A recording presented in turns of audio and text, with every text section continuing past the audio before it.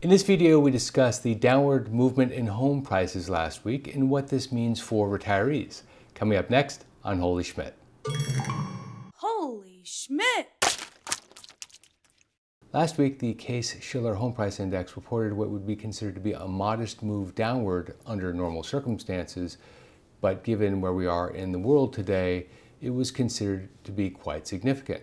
The index went down 0.33% to 307.45. The month earlier, it was 308.47.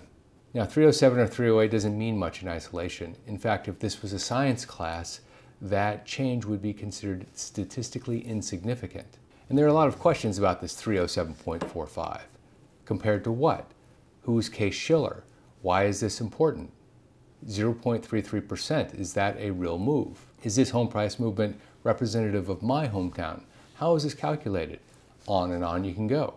I've always had a problem when you can't put real numbers to a scale index. Something like the Consumer Price Index, for example, has constantly changing inputs, so all you can really do is look at the index as it sits today in relation to the index last month or last year. You sort of have to take the information at face value that what they're telling you is correct, but if you were to go in and try to calculate it yourself, or at least try to understand it yourself, you couldn't do it. So let me tell you what 307.45 actually means, and then we can get to what you came here for. By the way, stick around to the end because I'm going to tell you the one thing you can look at that's a pretty good, in fact, very good indicator of when things are starting to reverse. Okay, let's go. Schiller is a Standard & Poor's product. It's called the Schiller CoreLogic Home Price Index, and it measures repeat home sales in different parts of the United States. There are multiple Schiller home price indices. There's the national index, which we're going to talk about today. There's a 20-city composite index, a 10-city composite index, and 20 individual metro area indices.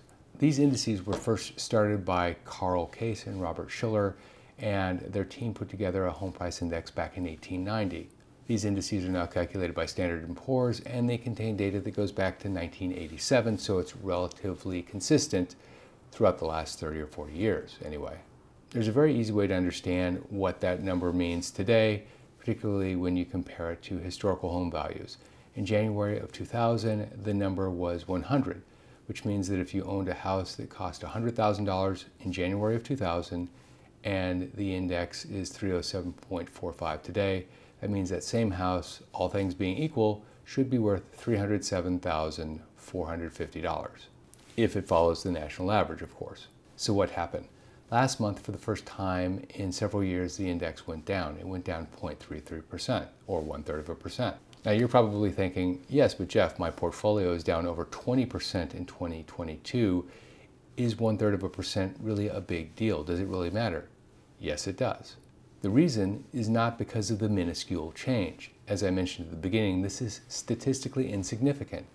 But what matters is that people knew it was coming. And the reason is the underlying cause, and that is, of course, rising interest rates. When mortgage rates go from 3% to 6%, that means that new home buyers are paying a lot more for the same house. Because they have to pay more, they often get a smaller house or don't buy a house at all. So the supply of houses grows. And the corresponding measure, which is far less talked about, but very, very, very important, is the month's supply of houses on the market. The month's supply calculation is a calculation that says, if we were to sell all of the homes on the market today, what do we expect the timing to look like? In other words, is it 3 months, 6 months, 9 months? How long will it take to sell the current inventory that's being listed? The month's supply of inventory in July of 2022 was 10.4 months, and for reference, in July of 2020, that number was 3.5 months. So it is 3 times more. There's 3 times more inventory on the market today than there was just a few years ago.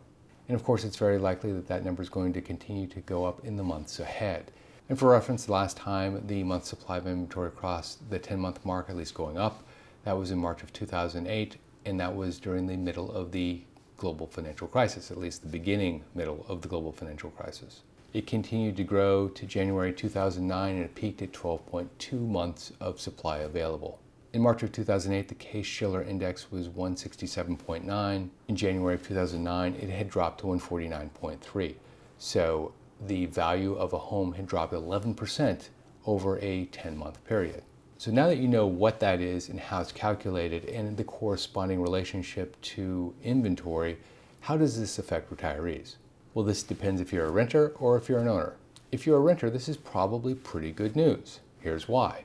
If I own a home that's worth $500,000 and I rent it out, the renter will pay a lot more than if I own a home that's worth $350,000 and I rent it out. At least they should.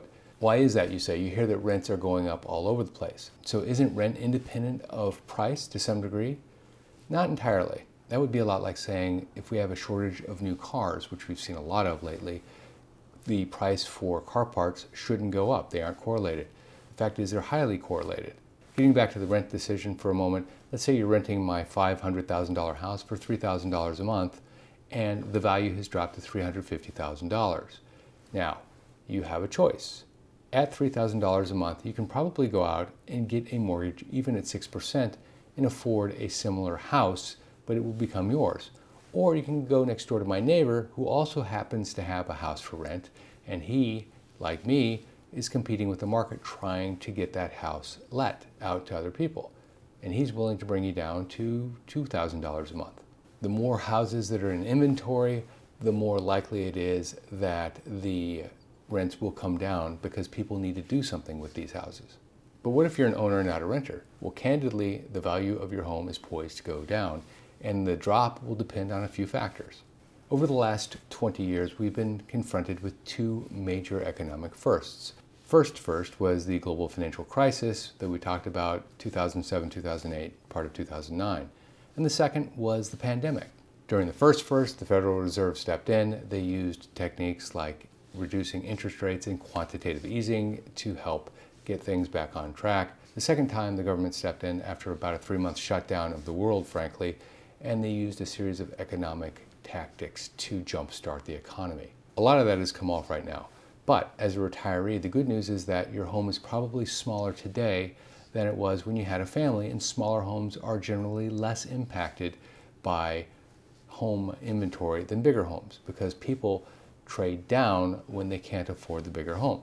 So you're more than likely facing into some level of discomfort over the next few years, but more than likely it will only be a few years. This is because the government is acting aggressively, and you can tell that home inventories are starting to build, which means that it is working. Now, how does this end?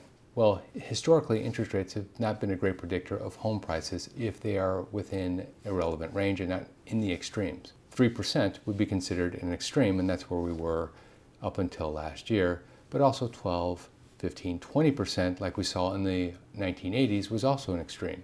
With interest rates between 5 and 7%, the home price value is a little less predictable. If you recall, it wasn't that long ago that a 6% mortgage seemed amazing. Now it's catastrophic. But here's how you tell.